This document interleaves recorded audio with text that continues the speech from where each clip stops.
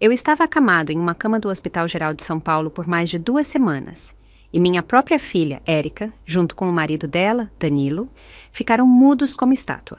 Estavam mais ocupados que time de campanha presidencial, aparentemente sobrecarregados demais para sequer dar um telefonema. Quem dirá aparecer pessoalmente. Irônico, né? Quem estava no hospital todos os dias, indo e vindo entre minha casa e meu quarto, era minha nora viúva, Clara. Ela trocava meus curativos, trazia comida, conferia as orientações do médico e nunca esquecia de ter um copo d'água morna pronto, do jeito que eu gosto. Não pulava um segundo. Sabe, corações são de carne e osso, não de pedra. Posso estar velho e desgastado, mas uma bondade assim não some. Ela fica. Então, naquele dia, tomei uma decisão. Criei um fundo fiduciário para minha única casa, nomeando Clara e minha querida neta, Lívia, como únicas beneficiárias. Pois não é que a notícia deve ter se espalhado? Na manhã seguinte, bem cedinho, minha ocupadíssima filha Érica invadiu meu quarto no hospital como uma tempestade prestes a desabar. Ficou parada ao lado da minha cama, com os olhos faiscando, quase enfiando o dedo na minha cara. Mãe, que loucura é essa? Você sempre disse que não tinha preferências, mas agora que meu irmão se foi, você deixa a casa para a esposa dele? Ela nem é do seu sangue. Nossa, a ironia. Engraçado como nunca percebi o quanto a lógica da minha filha era frágil, mais instável que meus joelhos com artrite. E olha que eles estão falhando há anos. Então, segundo ela, se eu não der a casa para ela, estou sendo parcial. Tô gagá. Beleza. Se isso me faz o louco, vou usar esse chapéu com orgulho. É muito melhor que ser sem coração. O céu da tarde pairava baixo sobre a Baía de Santos, como uma colcha molhada e ranzinza, úmida, pesada e cinzenta. Eu estava prestes a esquentar o risoto da noite anterior quando uma dor aguda e lancinante atravessou meu baixo ventre direito. Era como uma chave de fenda enferrujada cravada na minha barriga. Profunda, violenta, implacável. A dor era cegante. Me atravessou como algo selvagem e cruel se debatendo dentro de mim. Um suor frio encharcou minha camisa num piscar de olhos. Gotas escorriam pela minha testa enquanto a cozinha ao meu redor embaçava, como uma janela coberta de vapor. Agarrei a bancada de mármore gelada, tentando me equilibrar. Até respirar tinha virado uma batalha. Meu marido morreu há anos, e Bruno, meu único filho, também se foi há um tempo. Embora minha nora Clara ainda more comigo, ela costuma estar fora, ocupada com o trabalho, como naquele dia. A casa geralmente é silenciosa. Naquele momento parecia vazia, como uma caverna gelada, ecoando minha respiração ofegante. Cambaleei até a sala, com as mãos tremendo enquanto tentava pegar o telefone. Meus dedos tremiam tanto que nem consegui desbloquear a tela nas primeiras tentativas. Através da névoa na minha visão e do pânico batendo no peito, repetia para mim mesma: "Não cai agora. Não, você não pode cair agora." Cerrei os dentes e liguei para o 192. O uivo da sirena da ambulância ficava mais alto a cada segundo, estridente e frenético, rasgando o silêncio da tarde como uma faca. Quando me colocaram na maca, o teto parecia girar todo branco, frio, se afastando como a superfície de um lago congelado. Na emergência, o diagnóstico veio rápido. Apendicite aguda. Precisava de cirurgia urgente. Vamos precisar do consentimento de um familiar para o procedimento, disse o médico através de uma máscara, com um tom calmo e seco, sem emoção. E de alguém presente depois da operação. Família. O primeiro nome que me veio à cabeça foi Érica, minha filha, minha menina, que criei sozinha, que valorizei acima de tudo.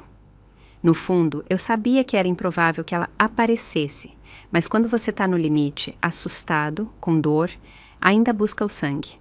Estava deitado numa cama improvisada, o ar cheirando a desinfetante, a dor torcendo meu abdômen como arame farpado. Disquei o único número que poderia discar de olhos fechados, com as mãos ainda tremendo. Dizem que mães se apegam a essa esperança de que os filhos cuidem delas na velhice. Mas a verdade é que quando você está na pior e busca alguém, a pessoa que você chama primeiro diz tudo. O telefone tocou várias vezes antes de Érica atender. "Mãe!" A voz dela tinha um toque de preocupação, mas acima de tudo era apressada, distraída. Dava para ouvir o tec-tec do teclado e alguém chamando ela ao fundo. O que houve? Tô no meio de uma reunião. Temos um prazo importante hoje. Não posso sair. Engoli a dor e tentei manter a voz firme. Érica, tô no hospital. Minha barriga tá péssima. Disseram que é apendicite. Precisam me operar. Precisam da sua assinatura. Houve uma pausa. Quase dava para imaginá-la olhando o relógio, irritada, calculando. Apendicite? Meu Deus, que coisa de repente. Ai, mãe, não posso sair agora. Meu chefe tá pegando fogo hoje. O Danilo não pode ir? Cadê ele? Senti um calafrio que não tinha nada a ver com febre. Minha voz falhou. Você não sabe? Ele tá em Campinas, viagem de negócios. Só volta na semana que vem. Nossa, é mesmo, esqueci completamente. Tô desorganizada hoje. Tá bom, tá bom. Deixa os médicos fazerem o que precisa, usarem os remédios necessários. Se algo não tiver coberto, te mando o dinheiro. Juro. Vou aí assim que puder. De verdade, o mais rápido possível. O mais rápido possível. O que isso significava para ela? Uma reunião levava a outra, e a outra a mais uma. O mais rápido possível dela era como o gato de Schrödinger. Só existia quando ela se lembrava de mim, o que, para ser honesto, não era frequente. Não tive forças para discutir. O frio que senti agora era mais forte que qualquer dor física. Tá bom, murmurei baixo e desliguei. Meus olhos ardiam. O monitor ao lado da cama apitava, constante, impassível. Parecia dizer algo que eu não queria admitir em voz alta. Você tá sozinho. Com quem mais eu poderia contar, senão com Érica e Danilo? Do nada, o rosto da Clara me veio à mente. Após a morte do Bruno, só restaram ela e a pequena Lívia sob esse velho teto comigo. Uma mãe solteira, segurando as pontas sem uma reclamação. A vida não era fácil, longe disso. Mas ela nunca fez disso um problema meu. Não éramos exatamente próximos. Pelo menos não como se espera de uma família. De fora, provavelmente parecíamos mais colegas de quarto, educados, separados, respeitando o espaço um do outro. Clara era quieta por natureza, gentil, comedida. Nunca desperdiçava palavras, nem fazia alarde. Tudo o que fazia, fazia com precisão. Mas no ano em que o Bruno morreu, dei um passo silencioso que a maioria das pessoas desconhecia.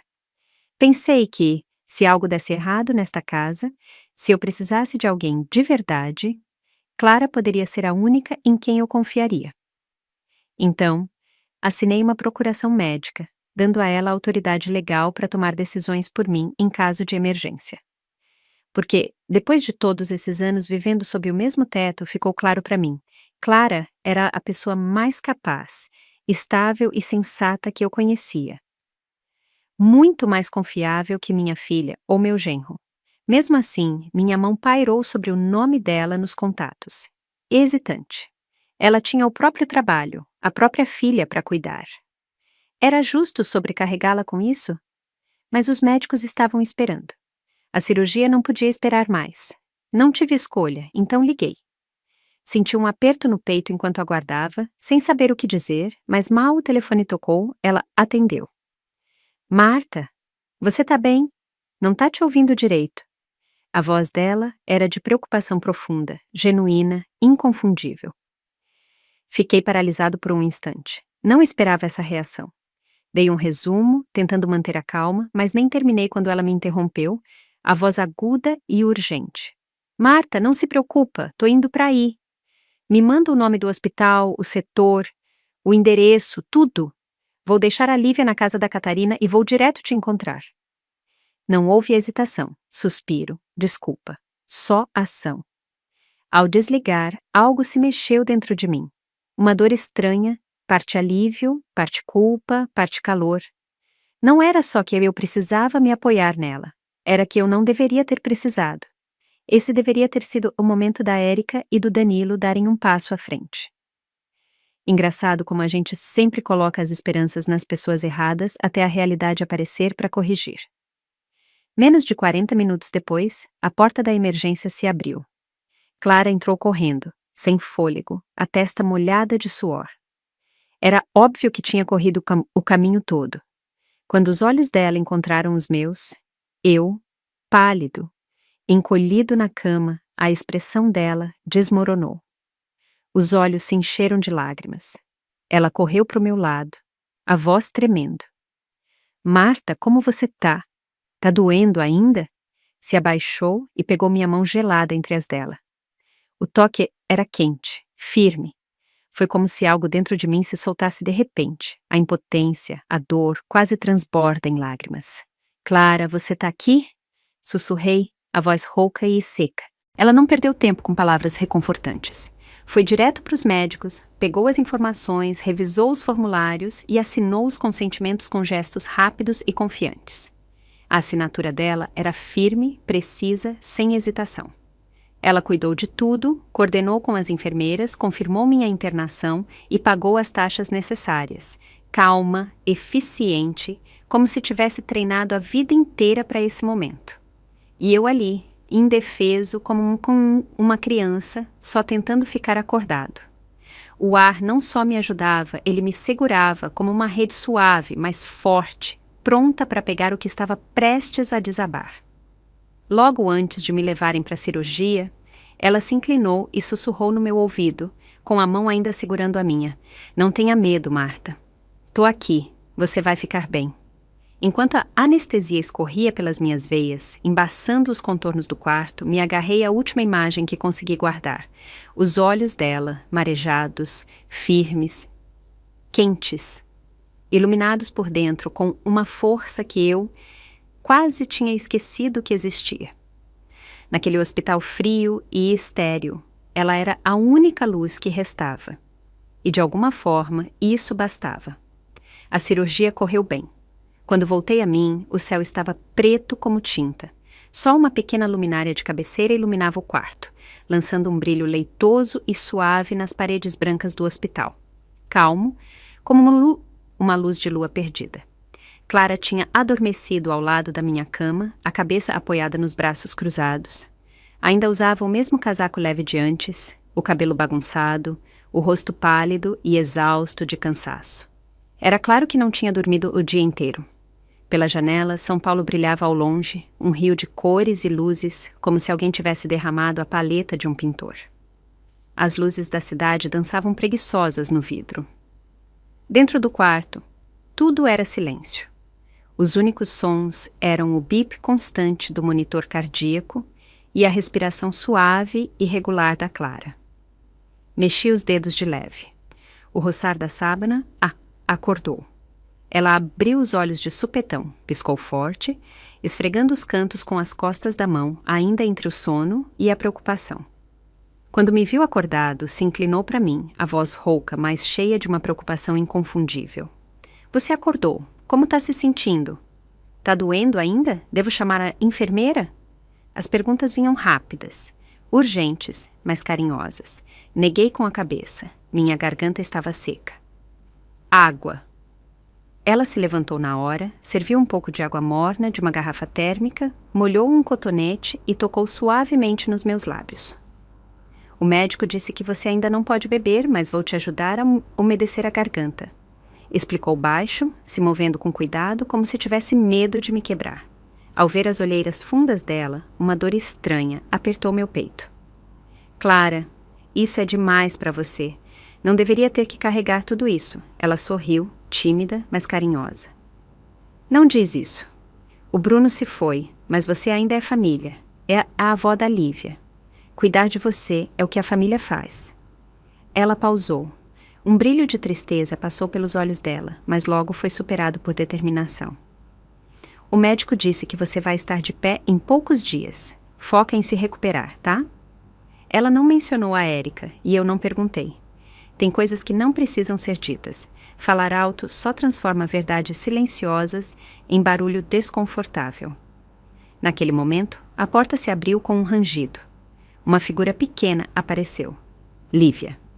Assim que viu a Clara, sussurrou mamãe e veio na ponta dos pés até minha cama. Seus olhos grandes e escuros me olharam com uma preocupação tímida. Vovó, tá doendo ainda? Perguntou, doce.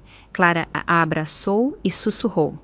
A vovó acabou de ser operada. Vamos falar baixo para ela descansar. Lívia assentiu, séria. Da mochilinha, tirou um doce embrulhado em papel alumínio brilhante, que reluziu sob a luz da luminária. Colocou ele na minha almofada. Toma, vovó, se comer isso, não vai doer mais. A voz dela era clara, doce, como um sino de vento, tocando a parte mais macia do meu coração. Olhei para as duas, uma me segurando firme, a outra se inclinando, e algo se mexeu bem fundo em mim, algo que eu não conseguia nomear. Após a morte do Bruno, só restaram elas duas, mas nunca destruídas. Clara nunca se casou de novo, nunca se afastou, carregou o peso de tudo, silenciosa e feroz, sem nunca buscar uma saída. E eu, como sogra, fiz tão pouco. Talvez algum dinheiro aqui e ali, mas interesse de verdade, preocupação genuína, sempre me segurei. Em algum canto da minha mente, mantive a distância. Ela não era minha filha, não de sangue, não éramos realmente família. Sempre havia aquela linha fina, mais firme. Mas agora, no meu ponto mais baixo, despojado de tudo, orgulho, força, independência, quando precisava de alguém que simplesmente ficasse, não foi a filha que criei. Foi a Clara que eu achava que estava do outro lado da linha. Ela cruzou essa linha e nunca olhou para trás. As 2 semanas seguintes viraram um capítulo da minha vida que nunca vou esquecer, tranquilo, revelador e estranhamente esclarecedor. Como esperado, Érica e Danilo não deram as caras. Estavam ocupados demais, importantes demais, requisitados demais para estar presentes. Érica apareceu 2 vezes, só 2. A primeira foi no dia seguinte à cirurgia. Entrou no quarto com uma cesta de frutas importadas, maçãs ainda com etiquetas brilhantes de código de barras. Nenhuma foi descascada, muito menos oferecida. Eram mais enfeite que sustento. Ela usava um vestido tubinho justo, os saltos clicando com confiança, maquiagem impecável, como se tivesse acabado de sair de uma palestra financeira. Mãe, como você tá? Não posso ficar. Tenho uma chamada no Zoom com um cliente na Europa hoje. Ela falou enquanto mexia no celular, os olhos mal cruzando os meus, nunca ficando mais de 3 segundos. Olhei para ela, a boca crispada, sem saber o que dizer. No fim, só suspirei. Vai lá, o trabalho vem primeiro. Ela soltou um suspiro de alívio, não de culpa, e foi direto para a porta. Se precisar de algo, me liga ou pede para Clara entrar em contato, tá? Os saltos ecoaram pelo corredor, agudos, vazios. O rastro do perfume dela ficou no ar muito depois que a porta fechou. Um lembrete da visita, mais cheiro que substância. A segunda vez foi logo antes da minha alta, dessa vez sem cesta de frutas. Ela entrou, disse rápido: "Você tá bem melhor." E depois desatou num monólogo.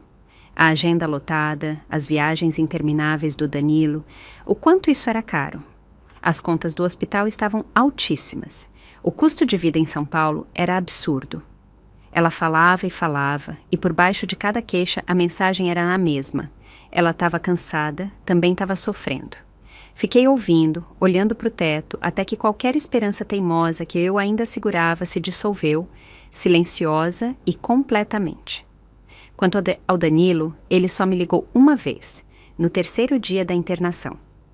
"Desculpa, Marta, tô em Florianópolis agora, mas prometo que compenso quando voltar." Ele não compensou.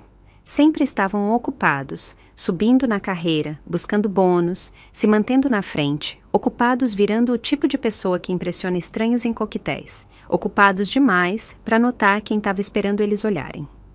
Durante todo esse tempo, enquanto o sol se filtrava pelas persianas, pintando sombras nas lençóis como pinceladas num quadro velho, ficou dolorosamente claro. Quem segurava meu mundo não era a Érica, com certeza não era o Danilo. Era a Clara. No dia da alta, a enfermeira me levou de cadeira de rodas até a entrada. O sol brilhava tão forte que me fez meus olhos lacrimejarem, mas só conseguia pensar numa coisa. Finalmente poderia dormir na minha cama. Clara já estava lá esperando, com a Lívia do lado. A menininha se jogou em mim como um esquilo, agarrando minhas pernas e sussurrando: "Vovó, viemos te buscar." Ela segurava a cesta de piquenique da Clara numa mão e puxava a minha com a outra. O sorriso dela era tão doce que quase me fez chorar. De volta em casa, Clara me ajeitou no sofá, afofou as almofadas nas minhas costas, esquentou uma tigela de mingau e colocou uma manta macia sobre minhas pernas. "Não deixe os joelhos esfriarem. Disse, leve, quase instintivo, como uma filha cuidando da própria mãe. Abri a boca para agradecer, mas as palavras não saíram. Em vez disso, assenti de leve. Já tínhamos passado do ponto de trocas de cortesia. Ela nunca fazia nada por reconhecimento. Nunca pedia nada em troca.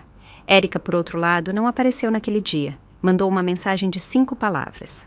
Tá tudo bem? Nem uma frase completa. Respondi, tá tudo bem, e foi isso, silêncio total. Ela não respondeu. Pensei que, como sempre, provavelmente estava ocupada demais, mas no dia seguinte ela me surpreendeu. Chegou com uniforme de escritório, sem flores, sem frutas, só uma pasta Manila e um perfume forte demais. Sentou sem cerimônia e foi direto ao ponto, com um tom mais acelerado que um café duplo. Mãe, precisamos conversar sobre suas finanças. Acho que está na hora de redigir um testamento e organizar seu patrimônio. Não devemos esperar outro problema de saúde nos pegar desprevenidos. Você está lúcida agora. É o melhor momento para planejar. Disse tudo sem piscar, com um tom profissional que misturava autoridade e calma. É para o seu bem. Antes que eu pudesse responder, ela já folheava gráficos coloridos, falando como se estivesse apresentando para um cliente, só que dessa vez o cliente era a própria mãe, e eu ali, sentado, ouvindo tudo e não sentindo nada. O ar na sala ficou frio, não pela temperatura, mas pela eficiência clínica do momento. Naquele instante, Clara saiu da cozinha com chá. Parou ao ouvir a voz da Érica, quase dando meia volta para sair. Clara, fica, disse. Ela parou, surpresa. Olhei para Érica. Minha voz não era alta, mas não tinha incerteza. Sei que você tem ideias, sempre tem. Você gosta de planejar as coisas para os outros, mas dessa vez não vou seguir seu roteiro. Érica arqueou uma sobrancelha com um sorriso seco. Meu roteiro? Tá achando que tô passando dos limites? Não respondi isso, só disse. Acho que tenho o direito de decidir o que acontece com minha casa, com minha vida e com o que deixo para trás. Não acho que alguém que esteve ausente esse tempo todo possa chegar no final e me entregar uma lista de tarefas. Os olhos dela escureceram, como uma taça de vinho tinto derramada, mas ainda contida, calma na superfície, mas manchando por dentro. Lá estávamos, eu de um lado de um muro invisível, ela do outro. Nos víamos claramente, mas as palavras não nos atravessavam mais. Então é culpa? Perguntou, a voz cortante. Tá dizendo que não fiz o suficiente? Não respondi. Não precisava. Ela se levantou, pegou a pasta. Beleza, mensagem recebida. Espero que não se arrependa. E com isso, girou nos calcanhares e saiu, cada passo batendo na madeira como um martelo. Sentença dada. Veredicto emitido. O silêncio que ficou foi mais alto que qualquer coisa que ela disse. A porta fechou. Passou um instante. Então, Lívia espiou do canto do corredor, os olhos arregalados. Ela tá brava de novo? Sussurrou. Clara a pegou no colo com cuidado. Calma, querida. A tia Érica só tá um pouco chateada. Vai melhorar em uns dias. Naquela noite, sentei na cama com meu velho caderno aberto no colo. Folheei as páginas uma dúzia de vezes e na capa interna escrevi algo que nunca pensei que escreveria, que o amor sempre volta, mas a vida tem um jeito de te acordar. A tinta ainda estava úmida quando fechei o caderno. Mas por dentro, pela primeira vez em muito tempo, senti algo parecido com paz. A rua onde moro é tranquila, com aquele clima de vizinhança onde ninguém se mete muito. Mas todo mundo nota quando alguém vai parar no hospital ou algo sério acontece. As pessoas se importam só o suficiente para perguntar. Uma semana depois de voltar para casa, Clara me empurrava na cadeira de rodas pelo jardim para tomar sol. A luz batia nos ombros dela, quente e suave. Olhei para ela e percebi que não era mais aquela estranha educada e distante. Naquela tarde, nossa vizinha Helena passou com uma caixa de pãezinhos da padaria, secou as mãos no jeans e sorriu ao entregar. Todo mundo está comentando, disse, rindo. Sua filha deve estar muito ocupada ultimamente. Mal vimos ela no hospital. Sorri, mas não respondi. Só apertei a xícara com mais força, os dedos frios contra a cerâmica. Helena continuou. Mas você tem sido tão doce, né, Clara? Outro dia, ela levou remédio de gripe para Dona Patrícia, a vizinha, e ainda com a Lívia. Que fofa! Vi que ela sempre cuidava de você e pensei, Nossa, ela conquistou o lugar dela nessa casa. Assenti de novo, mas senti como se tivesse algodão na garganta.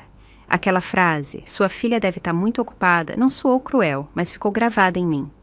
Depois que Helena foi embora, entrei e peguei um maço de contas.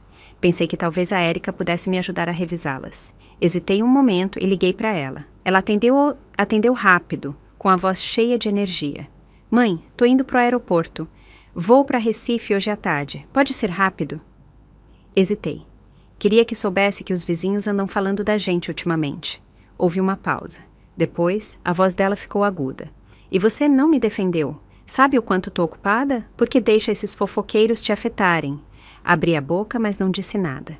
Ela desligou um momento depois e a temperatura ao meu redor pareceu cair 10 graus. Naquela noite, aconteceu um imprevisto. Lívia sumiu depois da aula. Não voltou da escola. Clara recebeu a ligação da professora e congelou no meio da frase.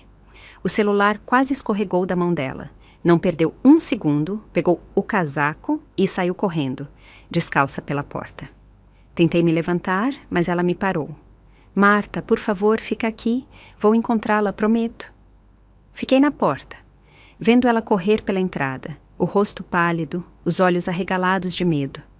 Meu coração parecia que ia se partir ao meio. Peguei o telefone e liguei para Érica. Érica, a Lívia não voltou para casa, sumiu voltando da escola. A Clara tá procurando. Ela ficou em silêncio por uns instantes, depois disse, seca. Não tem câmeras perto da escola? É só olhar as gravações. Mãe, isso não é motivo para me ligar. E desligou. Assim. Fiquei ali, segurando o telefone muito depois da chamada acabar. Minha mão se recusava a soltá-lo. Isso! Era a sobrinha dela, a única filha do irmão dela. Mas pelo jeito não valia o esforço. Naquele momento, algo em mim quebrou. Ou talvez algo finalmente se esclareceu. Nunca vi a verdade tão nítida. Clara voltou bem quando o céu começava a escurecer. Estava com a Lívia nos braços, segurando firme, como se tivesse acabado de tirá-la de um prédio em chamas. Ela pegou o caminho errado. Acabou no bairro ao lado da escola. A voz da Clara falhou, o rosto marcado por lágrimas. Tive tanto medo. Me inclinei e abracei a Lívia. Tá bem? Sussurrei. Tá bem? Isso é o que importa. Naquela noite, Clara não saiu da porta do meu quarto. Ficou sentada ali, em silêncio, segurando uma presilha de cabelo da Lívia nos dedos, o olhar vazio. Não sabia o que faria se não a encontrasse. Murmurou. Nunca senti tanto medo na vida. Não disse nada. Fui até minha escrivaninha e desdobrei o rascunho do contrato de fiduciário que escrevi, reescrevi, rasguei e colei vezes demais. Coloquei ele sob a luz da luminária. Calma, decidida. Érica é alguém em quem não posso confiar. Nunca foi para ser confiável, mas Clara, ela nunca prometeu nada, só apareceu, uma vez atrás da outra, e nunca foi embora. Naquela noite, não dormi. Depois de ajeitar a Lívia, Clara entrou na sala na ponta dos pés. Ajustou minha manta com cuidado, sem perguntar se eu estava acordada. Me chama se precisar de algo. Sussurrou e fechou a porta sem fazer barulho. A luminária ao meu lado lançava um brilho dourado suave. Fiquei ali, deitado, olhando para o teto, com a mente em silêncio. Não era a dor que me mantinha acordado, nem a tensão. Era uma solidão profunda que doía até os ossos. Levantei, vesti um casaco e fui para o escritório, esperando que uma revista velha me distraísse. Em vez disso, num canto, encontrei uma caixa de plástico cinza que não abria há anos. Dentro estavam os cadernos do Bruno e algumas coisas velhas dele. Nunca tive coragem de mexer. Assim que minha mão tocou a pilha, senti um envelope. Meu nome estava escrito na frente, com uma letra que eu nunca confundiria, do Bruno. Mãe, se você está lendo isso, significa que não cheguei a envelhecer com você, mas não me preocupo com você ficar sozinha, porque sei que a Clara vai estar aí. Ela não fala muito, mas sente tudo. É bondosa, mais forte que a maioria e nunca reclama, nem quando deveria. Depois que eu partir, vai ser difícil para ela. Criar a Lívia sozinha não vai ser fácil, mas ela vai aguentar. Sempre aguenta. É teimosa como eu. Sei que a Érica nunca gostou muito de mim. Dizia que eu era passivo demais, que nunca lutava por nada, mas nunca vi sentido em brigar numa família. Deixei ela fazer o que queria, não porque ela estava certa, mas porque ela sempre achou que você me amava mais. Não queria que essa ferida piorasse, mas me preocupo que, conforme ela cresça, só se preocupe com ela mesma. Ela é inteligente, decidida, capaz, mas não sabe se importar. Não de verdade. Não sabe quando parar e olhar ao redor, então se um dia você precisar de alguém e ela não estiver, não se culpe. Não é porque você não a criou direito, é porque ela esqueceu como responder. Quanto a Clara, acho que você ainda não a conhece de verdade. Uma vez, ela abriu mão de uma promoção para ficar comigo quando adoeci. Nunca contou para ninguém. Chegava em casa, sorria e fazia sopa como se nada tivesse acontecido. Ela é o tipo de pessoa que nunca faz alarde. Só pega o peso das suas mãos em silêncio quando você está cansado demais para segurar. Então, se um dia decidir deixar algo para ela, não é favoritismo, é gratidão. E quero te agradecer de verdade por isso. Com amor, sempre, Bruno. Quando terminei de ler, a carta estava encharcada de lágrimas. Durante todos esses anos, achei que meu filho era passivo, manso demais, disposto demais a se afastar. Mas, na verdade, ele viu tudo com mais clareza que qualquer um de nós. Não disse nada, não porque não se importava, mas porque se importava. Viu o senso de direito da Érica, os sacrifícios da Clara, e de alguma forma, mesmo naquela época, já tinha visto o momento em que eu estava agora. Apertei a carta com dedos trêmulos enquanto memórias piscavam como relâmpagos. Clara no hospital, me oferecendo água em silêncio. Clara sentada ao lado da minha cama à noite. Exausta, mas presente. Clara chorando no cabelo da Lívia depois de encontrá-la perdida. Clara nunca mencionou o que abriu mão, só fez, nunca exigiu. E Érica. Érica com os olhos grudados no celular, fingindo preocupação. Me chamando de cruel por não dar o que ela queria. A expressão impaciente da Érica cada vez que vinha me visitar a contragosto. Érica tratando o sumiço da sobrinha como se fosse algo que não valesse o incômodo. Meu coração, antes dobrado com cuidado como aquela carta, foi aberto lentamente por tudo que a vida revelou. E não hesitei mais. Na manhã seguinte, liguei para minha velha amiga Janaína. Antes de se aposentar, ela era uma das melhores advogadas de fundos fiduciários da cidade. Perspicaz, ética, alguém em quem eu confiava de verdade. Janaína disse: "Tô pronta para seguir com o fundo." Houve um silêncio do outro lado. Depois ela disse: "Até que enfim você se decidiu." Assenti, mesmo que ela não pudesse ver. Não quero esperar mais. A vida é curta demais. Tem coisas que, se você não deixa claro, nunca tem chance. Mais tarde, naquele mesmo dia, me encontrei com ela no escritório pequeno e aconchegante dela no centro. Ela explicou sobre beneficiários, escrituras de propriedade, supervisão de terceiros, tudo o que eu precisava saber. Escutei com atenção, absorvendo cada palavra como uma aluna se preparando para o exame final da vida. Quando assinei, Clara não sabia. Só sabia que quando cheguei em casa aquela noite, estava um pouco mais calado que o normal. Talvez meus olhos estivessem um pouco mais vermelhos. Ela me entregou uma xícara de chá, como sempre fazia. Peguei com as duas mãos e disse baixo: "Obrigado."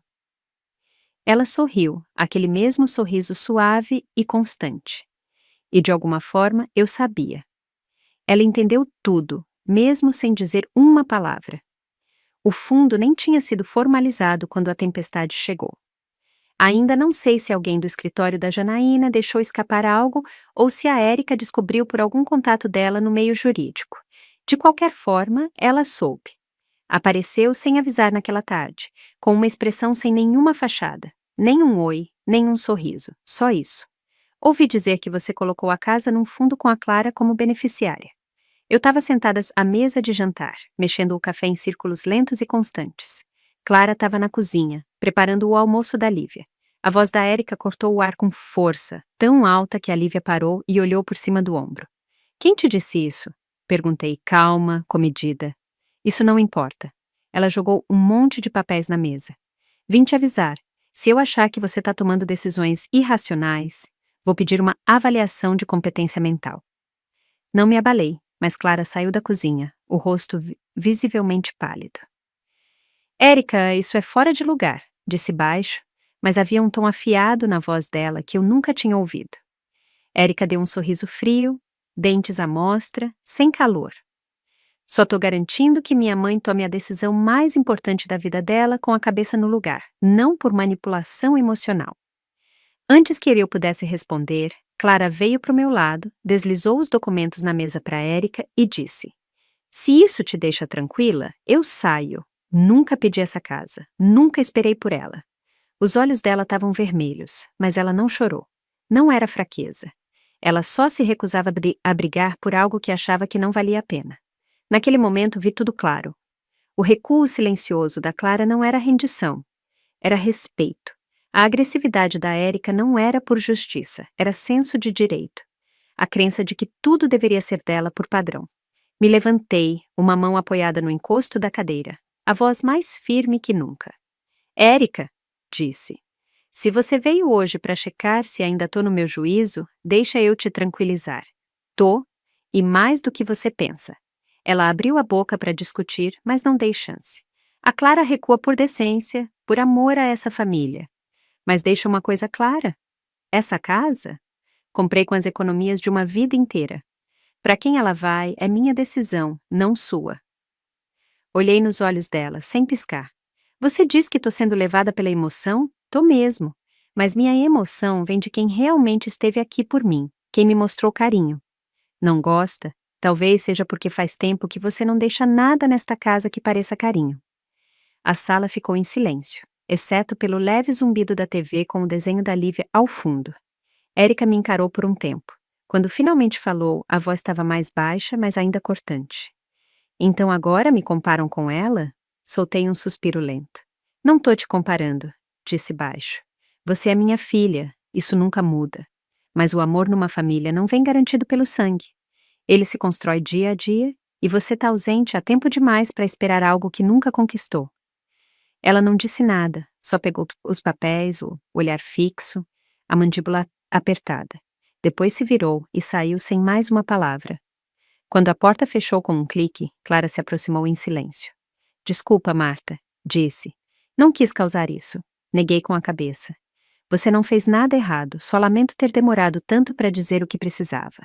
Naquela noite, sentada na sala, a música suave da Lívia praticando piano vinha do corredor. Voltei à carta do Bruno e a desdobrei devagar, com cuidado.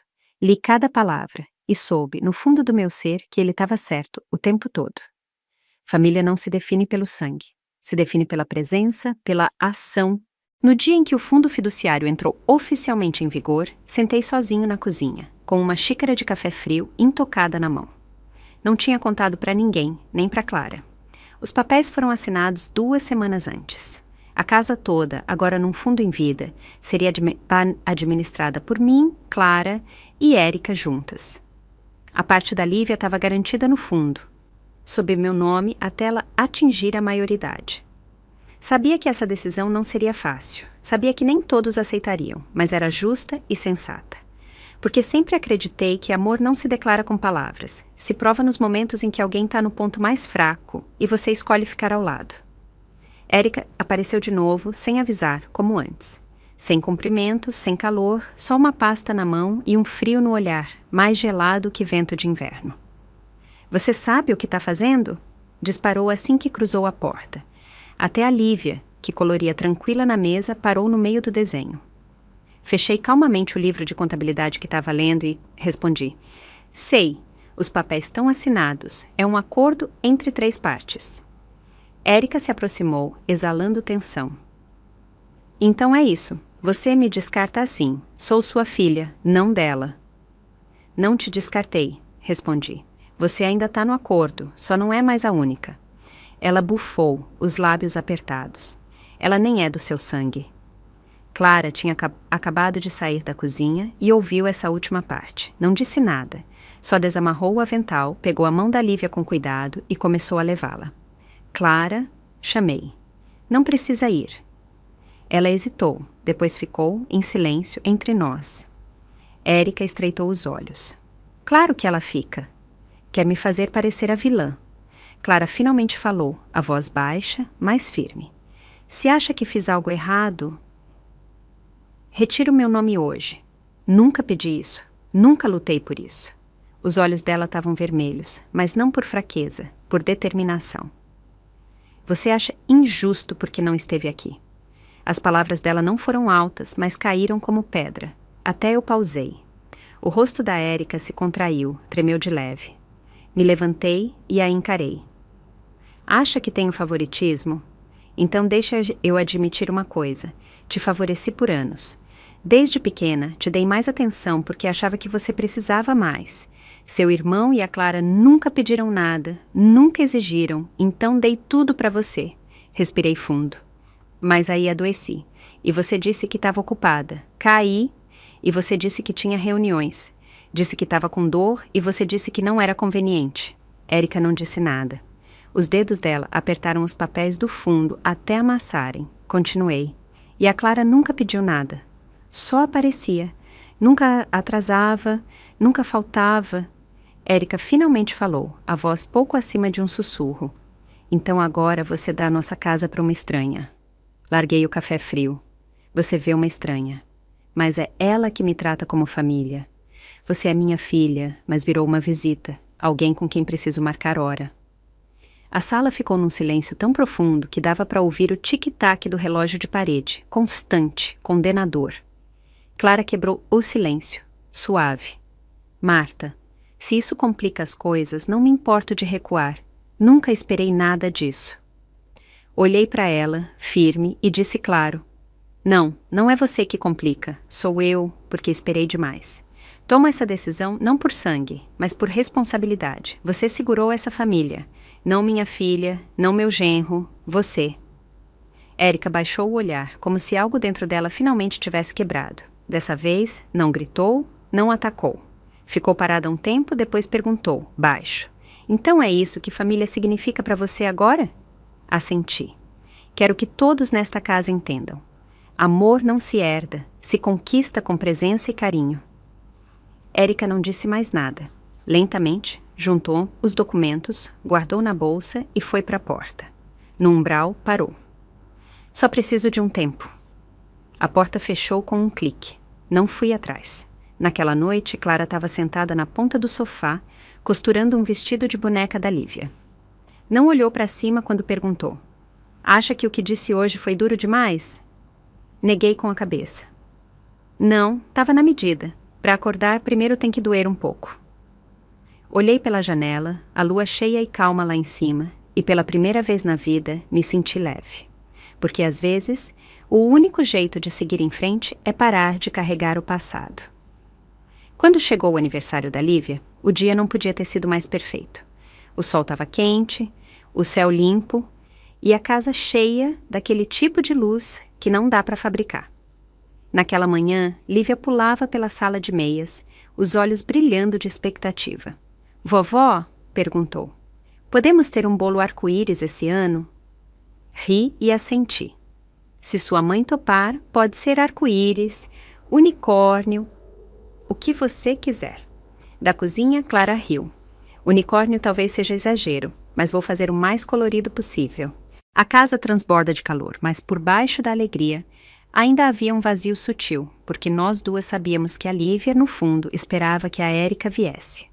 Dias antes, Clara tinha me procurado, delicada. Marta, acha que devemos convidar a Érica? Fiquei em silêncio por um tempo. Clara continuou. Não importa o que rolou entre vocês. A Lívia ainda quer ela lá. Ela estava certa. Crianças não guardam rancor. Lembram de quem ajudou a apagar as velas, de quem aparece nos retratos de família que desenham com giz de cera. Então, liguei para a Érica. Ela atendeu mais rápido do que eu esperava, quase como se estivesse esperando. Não enrolei. O aniversário da Lívia é sábado à tarde. Se tiver livre, vem comer bolo. Houve uma pausa, depois a voz dela, calma, mais firme. Estarei lá. A festa era pequena. Só algumas crianças do bairro, 1 ou 2 colegas de trabalho da Clara e minha velha amiga Helena, de antes de se aposentar. Clara decorou o lugar com faixas alegres e balões suaves. Lívia usava um vestido de tule branco e uma presilha de arco-íris no cabelo. Passou a manhã ensaiando o discurso dos desejos. Érica chegou uns 30 minutos depois que a festa começou. Entrou quieta, vestida simplesmente com um suéter e jeans, carregando uma sacola de presente que claramente não era compra de última hora. Ficou na porta, um pouco insegura. Chegou tarde. Clara deu um passo à frente e pegou o presente com um tom gentil, neutro. Bem na hora, quando a Lívia a viu, se iluminou como as velas do bolo. Tia Érica, você veio? Correu e abraçou a cintura dela como um coala num tronco. Érica se abaixou, sorrindo suave. Feliz aniversário, pequena. Entregou o presente. Ouvi que você gosta de quebra-cabeças. Esse é uma edição de aventura espacial. Lívia gritou de alegria e saiu correndo para mostrar para os amigos. Ao observá-los, senti um nó na garganta. Não era dor, longe disso. Era aquela ternura estranha que vem quando algo distante começa a se aproximar. Mais tarde, quando nos reunimos para cantar parabéns, Érica sentou na minha frente. Nossos olhares se cruzaram algumas vezes, sem palavras. Enquanto servia o bolo e a conversa esquentava, ela se aproximou com o prato. E aí, o bolo tá bom? Sorri. Melhor que aquele que você tentou fazer aos 10 anos. Ela riu. Riu de verdade. Coloquei meia xícara de sal em vez de açúcar. E mesmo assim comi um pedaço, disse. Bom, você era minha filha, e ainda é. Não falamos mais, mas o ar entre nós parecia mais leve que em anos. No fim da tarde, Clara juntou todo mundo para uma foto em grupo no quintal, sob o grande carvalho. Lívia ficou no centro, os braços abertos, como se quisesse abraçar o mundo. Érica estava à minha direita, Clara à esquerda. Clique. O obturador disparou, e naquele momento percebi que, de alguma forma silenciosa, éramos uma família de novo. Mais tarde, enquanto os convidados saíam aos poucos, Érica veio até mim na porta. Mãe, disse séria, sei que não fiz tudo certo, mas obrigada por ainda me deixar fazer parte disso. Não disse, já era a hora. Ou, estava esperando você dizer isso. Só coloquei a mão sobre a dela e disse, o que passou, passou. O que importa é o que você faz daqui para frente. Ela assentiu, e dessa vez percebi que realmente me ouviu. E de repente, algo em mim relaxou.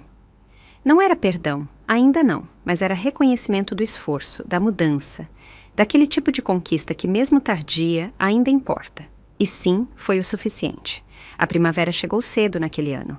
As rosas do jardim mal começavam a brotar quando a Lívia saiu correndo como se tivesse achado um tesouro. Todo dia, depois da escola, a rotina dela era a mesma. Se ajoelhava perto do canteiro com um regador na mão e fazia a chamada das plantas que nomeou. Lucy, Bela, Margarida e a menorzinha, Esperança. Perguntei por que chamou ela de Esperança. Ela inclinou a cabeça, pensativa. Porque é a mais lenta, mas acho que vai dar a flor mais bonita. Sorri, impressionado com a verdade nas palavras dela. Aquele caule pequeno, tão frágil, tão atrasado entre os outros, era exatamente como nossa família. Depois de todas as brigas, silêncios, mal-entendidos e distância, de alguma forma, ainda crescíamos para a luz. A aposentadoria me pegou de jeitos que nunca esperei. Comecei a fazer trabalho voluntário 2 vezes por semana na igreja do bairro. Ajudava a separar alimentos doados e preenchia formulários de assistência médica para vizinhos idosos que não tinham mais ninguém. Sentado atrás daquela mesa dobrável, com uma prancheta no colo, percebi. Envelhecer não é sobre ser cuidado, é sobre virar o cuidador, mesmo que tudo que você possa oferecer seja um brilho de luz. Clara também estava mais ocupada. Ela e algumas amigas enfermeiras lançaram uma plataforma de cuidados online chamada Sempre Aqui. Ela me contou que o nome veio da ideia de cuidar de mim naquela internação e do sentimento que queria passar para os outros. Calma, presença inabalável. Quando a ajudei a escrever a página inicial do site, ela sorriu e disse: a primeira linha devia ser algo como o amor não se herda, se conquista com ações.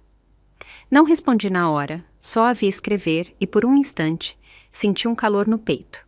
E a Érica, ela também mudou. Não num grande arco de redenção de cinema, sem pedidos de desculpas chorosos na chuva, só mudanças pequenas, constantes, raízes silenciosas se abrindo caminho pela terra. Começou a ligar nos fins de semana, às vezes só para dizer que não estava viajando e que adoraria me levar a uma exposição no museu. Às vezes era uma mensagem. A Lívia fez um desenho para a tia Érica. E uma vez, quando a Clara fez uma live para arrecadar fundos para a plataforma, vi um comentário no chat. Parabéns por tudo que estão fazendo. Era da Érica. Mas o momento que ficou comigo foi numa terça-feira. Tínhamos ido visitar um idoso num centro de cuidados no interior, alguém que a Clara estava ajudando a entrar num programa de assistência domiciliar. As pernas dele não sustentavam mais, e ele falava em trechos entrecortados. Mesmo assim, Clara arrumava a cama dele com um sorriso, conversando baixo. Quando ele falava da juventude, os olhos dele brilhavam como janelas pegando o sol da tarde. Érica tinha ido só deixar uns suprimentos. Ficou na porta, com o celular na mão, claramente esperando uma mensagem de trabalho. Mas aí, o homem virou para uma foto antiga na mesinha de cabeceira. Nela, um menino pequeno estava no colo de uma mulher cansada, mas sorridente. Minha mãe, disse, me criou sozinha. Trabalhou em 3 empregos. Pulava refeições para eu ter leite. Morreu antes que eu pudesse dar algo bom para ela. Sempre achei que tinha mais tempo. A voz dele quebrou na última palavra. A sala ficou em silêncio. Não me virei para olhar a Érica, mas senti o silêncio mudar. Pelo canto do olho, vi ela abaixar o celular devagar e guardá-lo em silêncio. Depois, sem dizer nada, se aproximou da cama e ajeitou a manta do homem sobre o ombro. No caminho de volta, passamos por campos sem fim, brilhando com a luz do pôr do sol. Érica estava no banco do carona, olhando pela janela. Após um longo silêncio, disse baixo. Mãe, quando eu era pequena, nunca achei que você fazia tanto por nós, que fazia sacrifícios. Achava que você era só a mãe, tipo uma máquina que não cansava, que não ficava triste, mas você ficava cansada, né? Minhas mãos apertaram o volante. Não respondi, não por dúvida, mas porque não precisava. Ela finalmente viu, sentiu. Não gritou isso em voz alta, não disse que sentia muito. Mas eu sabia que sim. Quando chegamos em casa, ela sentou à mesa por um tempo, em silêncio. De repente, olhou para cima e disse, Clara, obrigada por cuidar dela todos esses anos. Clara pareceu surpresa, mas respondeu gentil como sempre. Não me agradeça. Somos uma família agora. E daqui para frente, sempre seremos. Érica me olhou e não disse mais nada, só assentiu de leve, e isso bastou. As tardes de domingo agora são diferentes e, de alguma forma, viraram minha parte favorita da semana. Nosso quintal, que já foi o mais quieto da rua, agora é o mais animado do bairro. Clara está na cozinha, com as mangas arregaçadas, orquestrando um frango assado como uma sinfonia. Érica está no balcão ao lado, batendo o molho da salada enquanto zoa que a folha de exercícios de matemática da Lívia acabou manchando os guardanapos de linho. E Danilo, sim, aquele genro que antes desviava, tá lá fora com a Lívia, os dois cobertos de espuma por um experimento científico que deu hilariamente errado. A risada dele ecoa mais alto que a dela. Sento na minha velha cadeira de vime sob a laranjeira, com uma manta macia nas pernas e uma xícara fumegante de chá de limão na mão. As folhas sussurram com a brisa, lançando sombras dançantes no caminho de pedra. Ao fundo, o tilintar dos talheres, as risadinhas da Lívia e a Clara gritando da cozinha. Érica, prova isso! Tá muito salgado! A voz dela não carrega mais distância. Carrega pertencimento. Fecho os olhos e respiro o sol, deixando ele aquecer meu rosto. E naquele momento me pergunto, o que pode ser melhor que isso? Não sou mais a mulher que ficava numa cama de hospital esperando um telefone que não tocava. Não meço mais o amor por gestos que chegam tarde ou não chegam. Não luto mais com a culpa de quem deixar, quem favorecer, se só o sangue faz uma família. Sou Martha Green, uma mulher que finalmente entende o que é ser amada e, mais importante, como escolher o amor. Cada passo que dei para chegar aqui valeu a pena. Essa vida, minha vida, não foi vivida em vão. E chegamos ao fim de mais uma história real da vida.